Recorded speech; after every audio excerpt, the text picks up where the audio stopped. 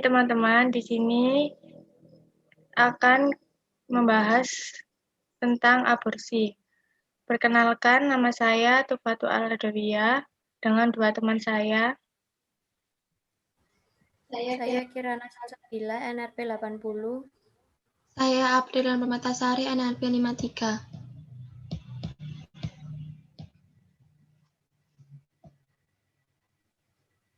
Ini kita mengambil kasus dikutip dari kompas.com, yaitu seorang remaja 17 tahun yang dimana seorang perempuan tersebut menggugurkan bayinya yang berusia 5 bulan.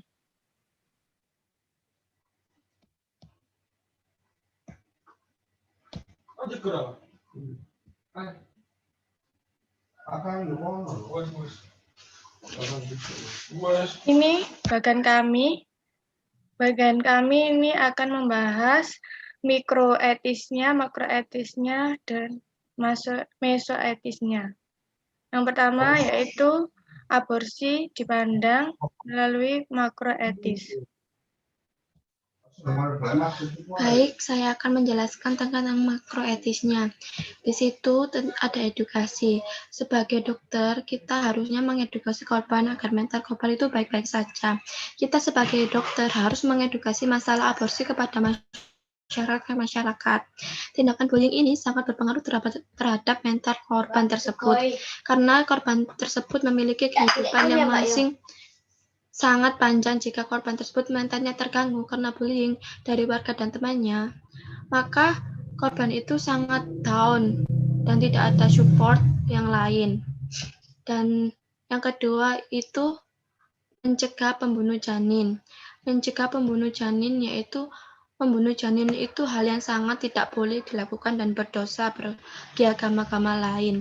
Hukum pemerintahan juga sudah berlaku tentang aborsi ilegal, karena di Indonesia dilarang melakukan hal aborsi jika janin tersebut tidak membahayakan ibunya dan tidak ada cacat genetik yang sangat parah. Pada agama Islam, pada 120 hari dari awal kehamilan, maka janin tersebut tidak boleh diaborsi, karena hal itu tersebut merupakan hal yang haram. Seorang dokter juga tidak boleh melakukan aborsi, karena aborsi mempunyai banyak risiko untuk pasien, yaitu contohnya kerusakan rahim. Seorang dokter wajib menghormati setiap hidup insani, mulai dari pembunuhan. Pada kasus di atas, jika korban tidak melakukan aborsi, berarti itu tidak melayani aturan yang ada di tindakan tersebut. Berarti itu etis ya. Aborsi tidak boleh dilakukan sama saja menyelamatkan hidup insani. Merupakan hal yang wajib sebagai dokter untuk menyelamatkan hidup seorang atau insani. Yang ketiga yaitu menghargai keyakinan manusia. Setiap manusia itu harus menghargai dan menghormati karena makhluk sosial. Setiap orang dapat mengambil keputusan sendiri karena hal setiap pasien dan kita sebagai dokter harus mempertimbangkan hak pasien terlebih dahulu. Kenapa kelompok kami bilang tidak etis? Karena aborsi tidak boleh dilakukan dengan sembarangan. Menghargai keyakinan manusia itu tidak semua orang melakukan aborsi, karena aborsi itu sangat dilarang bagi agama-agamanya masing-masing. Makanya kita tidak etis.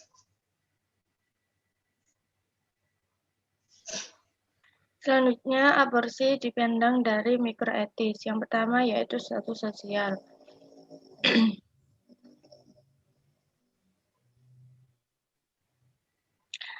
Mempertahankan harga diri serta status sosial dari korban merupakan hal yang penting untuk membela hak wanita. Karena dalam kasus ini korban tergolong masih di bawah umur yang mana keberlangsungan hidupnya masih panjang. Dilakukannya aborsi bagi korban mungkin dapat menutupi aib dari si korban tersebut, sehingga masyarakat tidak mengetahui bahwa korban pernah mengalami hamil di luar nikah. Dari hal tersebut, status sosial keluarga dari wanita masih terlihat baik oleh lingkungan masyarakat. Namun, tindakan aborsi dapat membahayakan si korban dan hal tersebut dapat dibilang tidak etis. Status sosial untuk melindungi perempuan ini sesuai dan dapat dibilang etis. Selanjutnya yaitu keberlangsungan hidup. Kita sebagai seorang dokter sangatlah penting dalam menjaga kehidupan seseorang mulai dari terbentuk sampai akhir hayatnya. Dapat dikatakan bahwa janin merupakan sebagai makhluk hidup yang mempunyai dasar kemanusiaan yang tinggi, yang mana janin tersebut mempunyai hak untuk dipertahankan keberlangsungan hidupnya.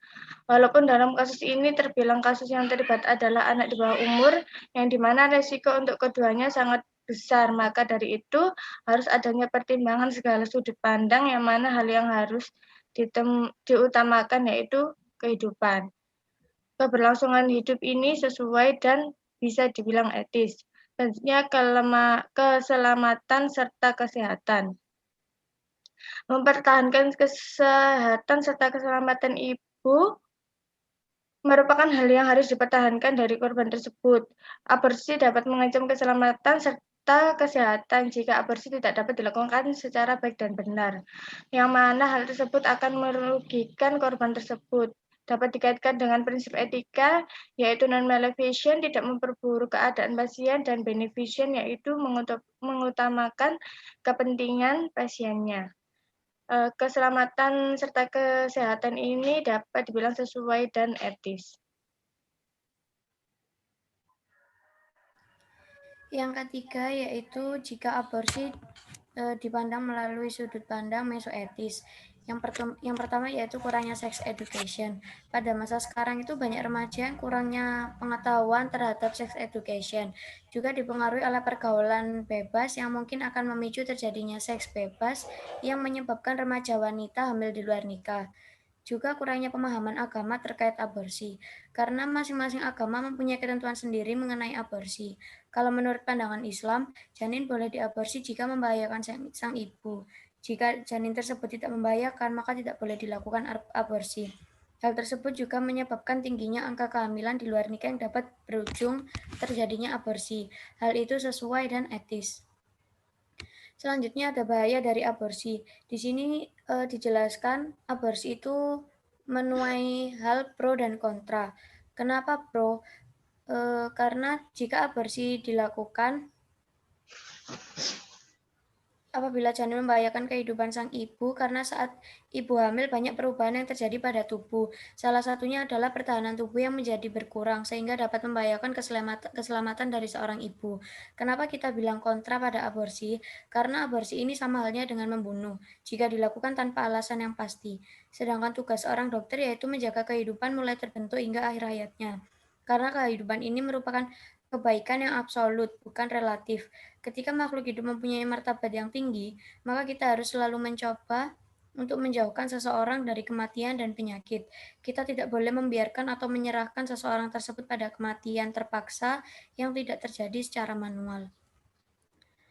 Sekian penjelasan dari kelompok kami. Terima kasih. Terima kasih. Terima kasih.